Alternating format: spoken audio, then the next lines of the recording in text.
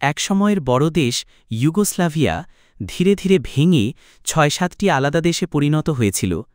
১৯৯১ সালে স্লোভেনিয়া স্বাধীনতা ঘোষণা করে এবং একটি সংক্ষিপ্ত যুদ্ধের পর শান্তি প্রতিষ্ঠার মাধ্যমে আলাদা হয়। একই বছরে ক্রোয়েশিয়া স্বাধীনতা ঘোষণা করে, কিন্তু সেখানে সার্ব ও ক্রোয়াটদের মধ্যে ভয়াবহ রক্তক্ষয়ী যুদ্ধ হয়। ১৯৯২ সালে বসনিয়া ও হার্জেগোভিনা স্বাধীনতা ঘোষণা করে, তবে মুসলিম, সার্ব ও ক্রোয়াটদের মধ্যে গৃহযুদ্ধের কারণে এটি সবচেয়ে রক্তক্ষয়ী সংঘাত হয়ে ওঠে। অপরদিকে একই সময়ে ম্যাসিডোনিয়া প্রায় শান্তিপূর্ণভাবেই ইউগোস্লাভিয়া থেকে আলাদা হতে সক্ষম হয়। দীর্ঘ সময় একত্রে থাকার পর ২০০৬ সালে মন্টেনেগ্রো একটি গণভোটের মাধ্যমে শান্তিপূর্ণভাবে সার্বিয়া থেকে আলাদা হয়।